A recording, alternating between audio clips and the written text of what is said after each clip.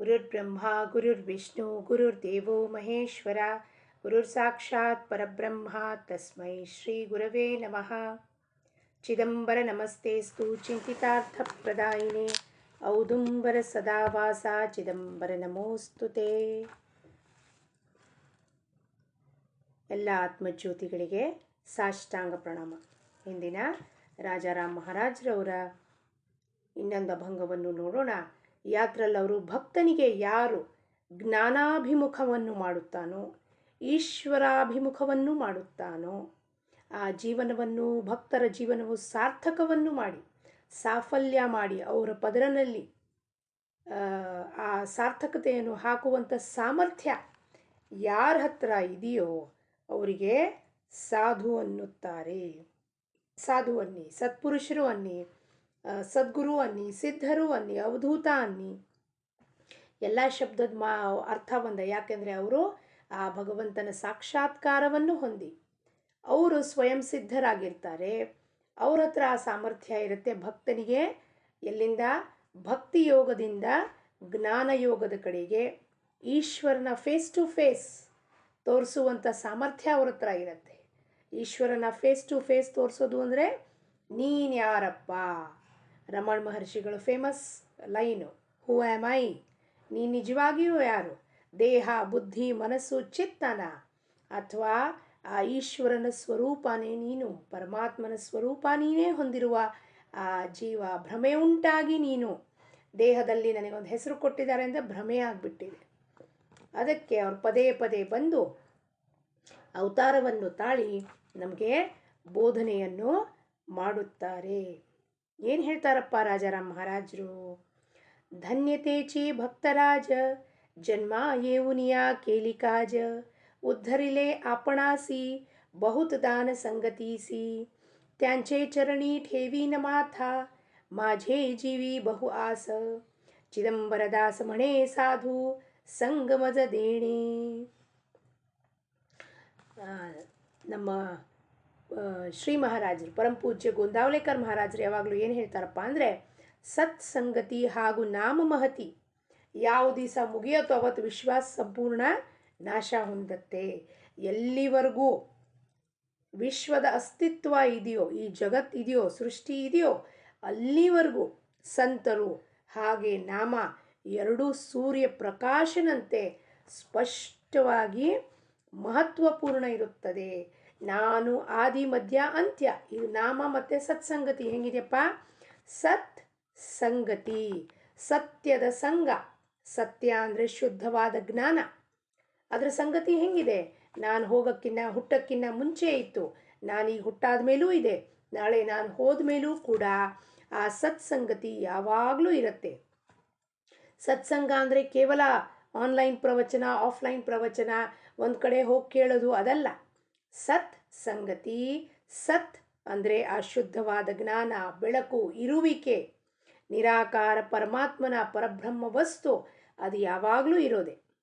ಯಾವಾಗಲೂ ಯಾವಾಗಲೂ ಅಂದರೆ millions and millions and millions of years ಬಂದ್ರಿ ಹೋದ್ರಿ ಎಲ್ಲ ಅವತಾರ ಆಯಿತು, ಆದರೂ ಕೂಡ ಅದು ಮಾತ್ರ ಇದ್ದೇ ಇರುತ್ತದೆ. ಅದರ ಒಳಗೆ ನಾವೆಲ್ಲರೂ ಪುನಃ ಪುನಃ ಹುಟ್ಟು ಸಾವು ಚಕ್ರದಲ್ಲಿ ಬರ್ತಾ ಇರ್ತೀವಿ. ಆದರೆ ಅದು ಯಾವಾಗಲೂ ಇರೋದೆ. ಅದಕ್ಕೆ ಅದರ ಮಹತಿನ ಏನು ಹೇಳಬೇಕು? ವೇದ ಶುದ್ಧ ಮೌನಾವಲ್ಯ ಅಂತ ಹೇಳ್ತಾರೆ. ವೇದಕ್ಕೂ ಇದೆ ನೇತಿ. ಇವತ್ತು ನಾನು ಒಂದು ರೀತಿಯಲ್ಲಿ ಇದನ್ನು ತಿಳ್ಕೊಂಡ್ರೆ ಅಭಂಗನ, ನಾಳೆ ಇನ್ನೊಂದು ರೀತಿಯಲ್ಲಿ ತಿಳ್ಕೊಳ್ಳೋವಂಥ ಸಾಧ್ಯತೆ ಪರಮಾತ್ಮನೇ ಮಾಡಿಕೊಡ್ತಾನೆ. ನಾಡಿದ್ದು 12 ದಿವಸ ಬಿಟ್ಟು ಇನ್ನೂ ಹೆಚ್ಚು ಅದ್ರ ಬಗ್ಗೆ ತಿಳ್ಕೊಳ್ಳೋದು ಅವಕಾಶ ಮಾಡಿಕೊಡ್ತಾನೆ. ಆದರೆ ನಾನು ಮಾತ್ರ ಅದರಲ್ಲೇ ಸತತವಾಗಿಯೂ ನನ್ನ ಮನಸ್ಸನ್ನು ತೊಡಗಿಸಿದಾಗ ಆ ಭಕ್ತನಿಗೆ ಜ್ಞಾನವನ್ನು ನೀಡಿಕೊಳ್ಳೋ ಸಾಮರ್ಥ್ಯ ಯಾರಿರ್ತಾರೋ, ಸದ್ಗುರು ಸಾಧು, ಅವ್ರಿಗೆ ಶರಣು ಹೋಗಬೇಕು. ಸಂತರು ಏನಿರ್ತಾರಪ್ಪ, ಮೊದಲು ಅವರು ಭಕ್ತರೇ ಇರ್ತಾರೆ. ನಾವೆಲ್ಲ ನಮ್ಮ ಚರಿತ್ರೆಗಳೆಲ್ಲ ಓದಿದ್ದೀವಿ.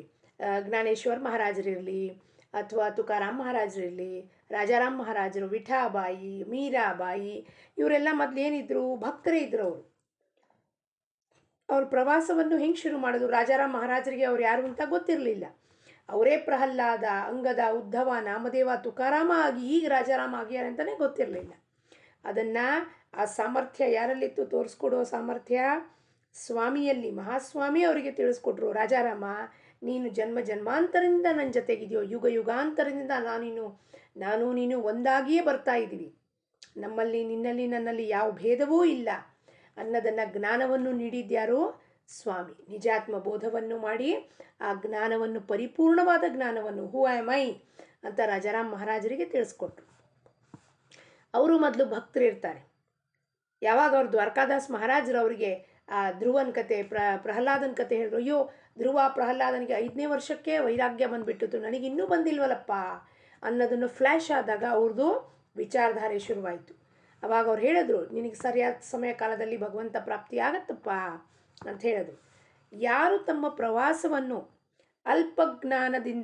ಅಲ್ಪಜ್ಞೆಯಿಂದ ಸರ್ವಜ್ಞದ ಕಡೆಗೆ ಮಾಡ್ತಾರೋ, ಅನಂತ ಕಡೆ ಜೀವಾತ್ಮದಿಂದ ಪರಮಾತ್ಮದ ಕಡೆಗೆ ಮಾಡ್ತಾರೋ, ಪರಿಚ್ಛಿನ್ನತೆ ಅಂದರೆ ಲಿಮಿಟೆಡ್ ಇಂದ ವ್ಯಾಪಕತ್ವದ ಕಡೆಗೆ ಮಾಡ್ತಾರೋ, ಮೈಕ್ರೋಕಾಸಮ್ ಆ್ಯಂಡ್ ಮ್ಯಾಕ್ರೋಕಾಸಮ್ ಅಂತೀವಿ. ಯತ್ ಪಿಂಡೇ ತದ್ ಬ್ರಹ್ಮಾಂಡೇ, ಪಿಂಡದಲ್ಲಿರುವುದು ಲಿಮಿಟೆಡ್, ಅದು ಲಿಮಿಟೆಡ್ ನಾಲೆಡ್ಜ್, ವಿಸ್ಡಮ್. ಆದರೆ ಆ ಪಿಂಡದಿಂದ ಆಚೆ ಮನಸ್ಸು ಬುದ್ಧಿ ದಾಟ್ ಹೋದರೆ ಬ್ರಹ್ಮಾಂಡ ವ್ಯಾಪಕನಾಗಿರುವ ಪರಮಾತ್ಮನೇ ನನ್ನ ಸ್ವರೂಪ.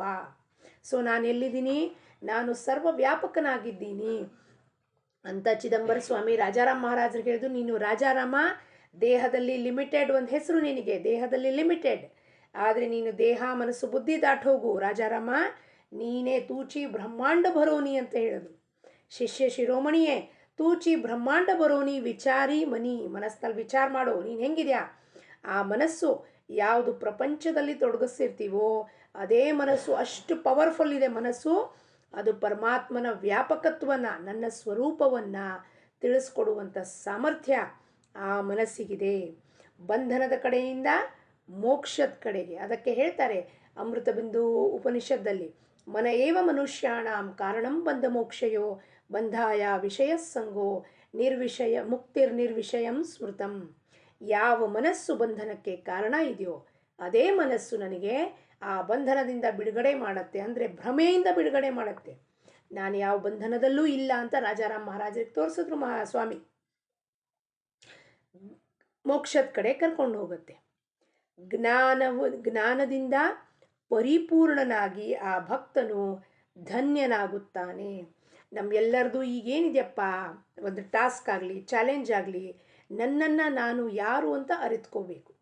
ಈ ಪೃಥ್ವಿ ಮೇಲೆ ಬಂದ್ವಿ, ಮಾನವ ಜನ್ಮವನ್ನು ತಾಳಿದ್ದೀವಿ, ದುರ್ಲಭ ಮಾನವ ಜನ್ಮ ಅಂತ ಸಂತರೆಲ್ಲ ಹೇಳ್ತಿದ್ದಾರೆ. ಅಂದಮೇಲೆ ನನ್ನ ಇತಿ ಕರ್ತವ್ಯ ಏನು? ಇಲ್ಲಿ ಕುತ್ಕೊಂಡು 4 ಬಂಗಲೆ ಮಾಡ್ಕೊಳ್ಳೋದಾಗಲಿ, ಕಾರ್ ತೊಗೊಳ್ಳೋದಾಗಲಿ, ಅಥವಾ ಈ ಆಸ್ತಿ ಅಂತಸ್ತು ಸಂಪಾದನೆ ಮಾಡಿ ಇದೇ ಸರ್ವಸ್ವವು ಅಂತ ತಿಳ್ಕೊಳ್ಳೋದಲ್ಲ, ಭ್ರಮೆ. ಹಂಗಂದ್ಬಿಟ್ರೆ ಇದನ್ನೆಲ್ಲವೂ ನಾ ಸಂಪಾದನೆ ಮಾಡಿದ್ದು ನನ್ನ ಕೈಯಲ್ಲಿ ಹೊತ್ಕೊಂಡು ಹೋಗೋಕ್ಕಾಗತ್ತಾ? ಒಂದು ಮುಷ್ಟಿನಲ್ಲಿ ಏನಾದ್ರು ಒಂದು ಹಿಡ್ಕೊಂಡು ಹೋಗ್ಲಿಕ್ಕಾಗತ್ತಾ? ಈ ವಸ್ತು ವಿಷಯ ಭೋಗ ಎಲ್ಲ ಹೆಂಗಿದೆ? ಮುಷ್ಟಿನಲ್ಲಿರುವ ಮರಳಂತೆ, ಮುಷ್ಟಿಯಿಂದ ಸಣ್ಣದಾಗಿ ಜಾರು ಹೋಗ್ತಾ ಇದೆ ಎಲ್ಲ ವಿಷಯ ವಸ್ತು, ಆದರೆ ನನ್ನ ಗಮನಕ್ಕೆ ಬರ್ತಾ ಇಲ್ಲ.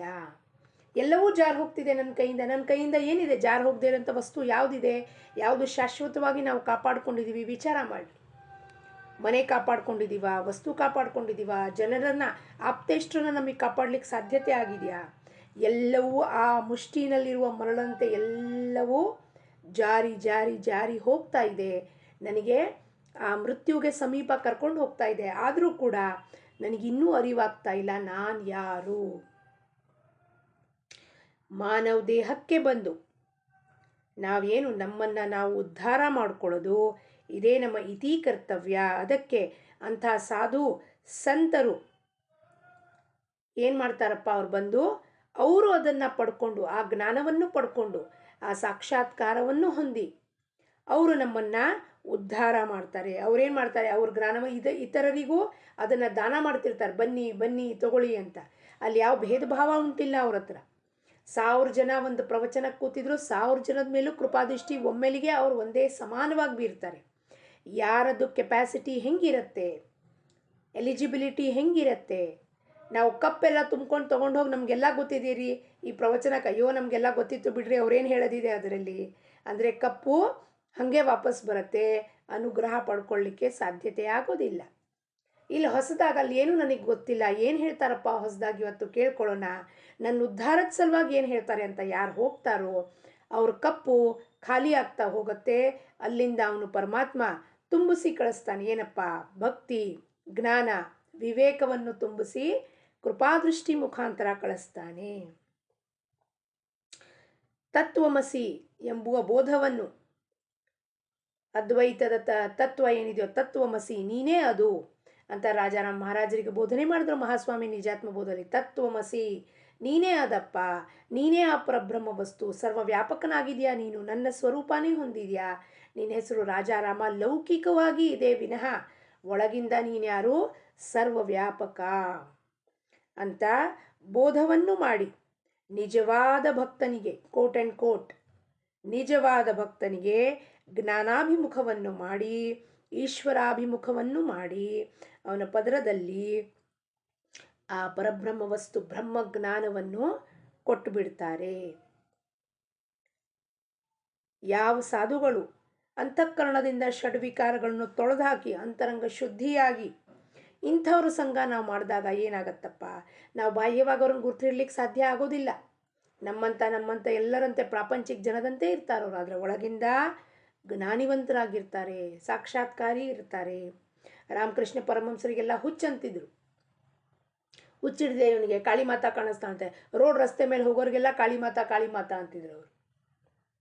ಒಂದು ರಸ್ತೆನಲ್ಲಿ ಹೋಗುವ ಒಂದು ದಿವಸ ಒಂದು ಘೋಡಾ ಗಾಡಿದಲ್ಲಿ ಹೋಗ್ತಿರ್ತಾರೆ ಎಲ್ಲಿಗೋ, ಅಲ್ಲಿ ರಸ್ತೆನಲ್ಲಿ ಒಬ್ಬಳು ವೇಶ್ಯ ಹೋಗ್ತಿರ್ತಾಳೆ.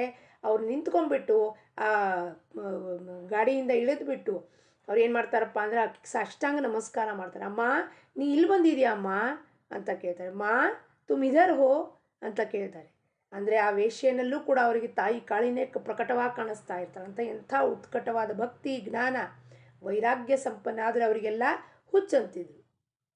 ಮೀರಾಬಾಯಿಗೆ ಸರ್ವತ್ರವೂ ಕೃಷ್ಣ ಕಾಣಿಸ್ತಿದ್ದ, ಜನಾಬಾಯಿಗೆ ಸರ್ವತ್ರವೂ ವಿಠ್ಠಲ ಕಾಣಿಸ್ತಿದ್ದ. ಆದರೆ ಆ ಸಮಯದಲ್ಲಿ ಅವರಿಗೆಲ್ಲರೂ ಏನಂದ್ರಪ್ಪ? ಹುಚ್ಚರಂದರು. ಆದರೆ ಇಂಥ ಹುಚ್ಚರ ಸಂಘ ಮಾಡಿದಾಗ ನಮ್ಮ ಜೀವನದ ಉದ್ಧಾರ ಖಂಡಿತವಾಗಲೂ ಆಗುತ್ತದೆ. ಈ ಸಂಗತಿಯನ್ನು ಏನಂತಾರಪ್ಪ ಮಹಾರಾಜರು, ರಾಜಾರಾಮ್ ಮಹಾರಾಜರು? माझे जीवी ಬಹು ಆಸ ತ್ಯಾಂಚೆ ಚರಣಿ ಠೇವಿನ ಮಾತಾ. ಇಂಥವ್ರ ಸಂಗತಿಯನ್ನು ನನಗೆ ನಿನ್ನ ಕೃಪಾದೃಷ್ಟಿಯಿಂದ, ಕೃಪಾ ಆಶೀರ್ವಾದದಿಂದ ಕೊಡಪ್ಪ ಚಿದಂಬರ. ಅಂಥವರು ಚರಣದ ಮೇಲೆ ನಾನು ನನ್ನ ಮಸ್ತಕವನ್ನು ಇಡ್ತೀನಿ. ತ್ಯಾಂಚೆ ಚರಣಿ ಠೇವಿನ ಮಾಥಾ. ಮಾಥಾ ಅಂದರೆ ಏನಪ್ಪ? ಇಲ್ಲಿ ಹಣೆ ಅಲ್ಲ. ಬಾಹ್ಯವಾಗ ನಮ್ಮ ಶರೀರದ ಒಂದು ಅಂಗ ಹಣೆ ತಗೊಂಡು ಹೋಗಿ ಗುರುಪಾದಕ್ಕೆ ಹಚ್ಚೋದಲ್ಲ. ಇಲ್ಲಿ ಮಾಥಾ ಅಂದರೆ ಹೇಳ್ತಿರೋದೇನು?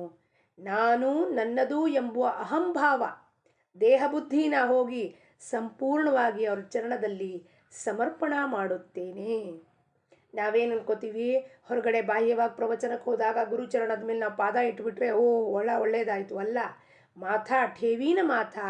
ಮಾಥಾ ಯಾತ್ರ ಪ್ರತೀಕನಪ್ಪ, ಹಣೆ ಯಾತ್ರ ಪ್ರತೀಕ, ಅಹಂಭಾವದ, ಅಹಂಕಾರದ ಪ್ರತೀಕ. Ego, head represents the ego. Chop off your head ಅಂತಾರೆ ಅಲ್ಲಿ. ಚಾಪ್ ಆಫ್ ಯುವರ್ ಹೆಡ್ ಅಂದರೆ ತಲೆ ಕತ್ತರಿಸಿಡೋದಲ್ಲ, ಅಹಂಭಾವವನ್ನು ಕತ್ತರಿಸಿ ಸದ್ಗುರು, ಗುರು, ಸಿದ್ಧರ ಚರಣದಲ್ಲಿ ಸಮರ್ಪಣೆ ಮಾಡೋದು. ಅಂಥವರ ಸಂಘವನ್ನು ನನಗೆ ದೊರಕಿಸ್ಕೊಡಪ್ಪ ಚಿದಂಬರ. ಇದೇ ನನ್ನ ಆಸೆ ಇರೋದು. ಮಾಝೆ ಜೀವಿ ಬಹು ಆಸ. ಇವರು ಯಾರು ಭಕ್ತರಿರ್ತಾರೋ, ಸಾಧಕರಿರ್ತಾರೋ, ಇವ್ರಿಗೆ ಒಂದೇ ಒಂದು ಆಸ, ಒಂದೇ ಒಂದು ಧ್ಯಾಸ. ಏನಪ್ಪ? ಸಂತರು ಸಿಗಬೇಕು, ಅವ್ರು ಭೇಟಿಯಾಗಬೇಕು, ಸತ್ಪುರುಷರು ಸಿಗಬೇಕು, ಸಿದ್ಧರು ಸಿಗಬೇಕು, ಅವ್ರ ಕೃಪಾ ಆಶೀರ್ವಾದ ಸಿಗಬೇಕು, ಸದಾ ಅವ್ರ ಸಂಘದಲ್ಲಿ ಇರಬೇಕು. ಇದೇ ವಿಚಾರಧಾರೆ ಚಕ್ರ. ನಾವು ಹೆಂಗೆ ಪ್ರಾಪಂಚಿಕ ಜನ ಜನ್ಮ ಮರಣ ಚಕ್ರದಲ್ಲಿ ಸಿಕ್ಕಾಕೋತೀವೋ, ಅವ್ರಿಗೆ ಕೇವಲ ಭಕ್ತಿ, ಪ್ರೇಮ, ಜ್ಞಾನ, ವೈರಾಗ್ಯದ ಚಕ್ರದಲ್ಲಿ ಸಿಕ್ಕಾಕೋಬೇಕಾಗಿರುತ್ತೆ. ಕೇವಲ ಪರಮಾತ್ಮನ ಧ್ಯಾನ, ಪರಮಾತ್ಮನ ಚರ್ಚೆ, ಪರಮಾತ್ಮನ ಬಗ್ಗೆ ವಿಚಾರಗಳು ಅದು ಎಲ್ಲಿ ಸಿಗುತ್ತಪ್ಪ? ಸಾಧು ಸಂತರ ಸಂಘದಲ್ಲಿ ಸಿಗತ್ತೆ. ಹುಡುಕೊಂಡು ಹೋಗ್ತಾ ಇರ್ತಾರೆ. ಯಾರು ಸಾಧು ಸಿಗ್ತಾರೆ, ಯಾರು ಸಂತರು ಸಿಗ್ತಾರೆ. ಕೆಲವರು ಬೋಧನೆ ಮಾಡ್ತಾರೆ, ಕೆಲವರು ಮೌನದಲ್ಲಿ ಕೊಡ್ತಾರೆ, ಮೌನದಲ್ಲಿ ಕೃಪಾದೃಷ್ಟಿ ಬೀರ್ತಾರೆ, ದೀಕ್ಷೆ ಕೊಡ್ತಾರೆ. ಮೌನದಲ್ಲಿ ಎಲ್ಲ ಲೇವಾದೇವಿ ನಡೀತಾ ಇರುತ್ತೆ. ಅಂಥವರ ಸಂಘವನ್ನು ನನಗೆ ನೀಡಪ್ಪ ಚಿದಂಬರ ಪರಮಾತ್ಮ. ಅಂಥವ್ರ ಸಂಘವನ್ನು ಕೊಟ್ಟು ನನ್ನನ್ನು ಉದ್ಧಾರ ಮಾಡು ತಂದೆ ಅಂತ ಈ ಅಭಂಗದ ಮುಖಾಂತರ ಬಹಳ ಆರ್ತತೆಯಿಂದ, ಭಕ್ತಿಯಿಂದ, ಪ್ರೀತಿಯಿಂದ ಚಿದಂಬರನ ಕೇಳ್ಕೊತಾ ಇದ್ದಾನೆ. ನಾವು ಕೂಡ ಎಲ್ಲರೂ ಸೇರಿ ಆ ಚಿದಂಬರನ ಇದನ್ನೇ ಕೇಳ್ಕೊಳ್ಳೋಣ. ನಿತ್ಯ ನಮಗೆ ಸತ್ಸಂಗವನ್ನು ನೀಡು, ಸತ್ಯದ ಸಂಗವನ್ನು ನೀಡು.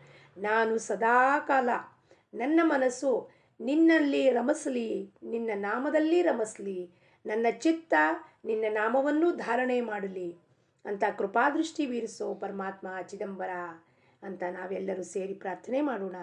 ಇದೇ ಜನ್ಮದಲ್ಲಿ ನೀವು ಎಲ್ಲರೂ ಸೇರಿ ಅವನ ಚರಣದಲ್ಲಿ ನಮ್ಮನ್ನು ನಾವು ಸಮರ್ಪಣೆ ಮಾಡೋಣ. ಹೀಗೆ ಒಮ್ಮೆ ನಾವು ಮಸ್ತಕ ಇಟ್ಟರೆ ಪುನಃ ಯಾವತ್ತೂ ನಾವು ಅದನ್ನು ಎತ್ತಬಾರದು. ಅಂದರೆ ನಮ್ಮ ಅಹಂಭಾವವನ್ನು ಸಮರ್ಪಣೆ ಮಾಡಿದ್ರೆ, ಚಿದಂಬರ ನಿನ್ನ ಇಚ್ಛೆಯಂತೆ ನನ್ನ ಜೀವನ ನಡೀತಾ ಇದೆಯಪ್ಪ ಅಂತ ಆನಂದದಿಂದ ಅವನನ್ನು ಧಾರಣೆ ಮಾಡಿಕೊಂಡು ನಮ್ಮ ಜೀವನವನ್ನು ವ್ಯತೀತ ಮಾಡಬೇಕು ಅಂತ ಹೇಳುತ್ತಾ, ಲೋಕ ಸಮಸ್ತ ಸುಖಿನೋ ಭವಂತು. ಜೈ ಚಿದಂಬರ. ಸದ್ಗುರು ಚರಣಾರವಿಂದ ಅರ್ಪಣಮಸ್ತು.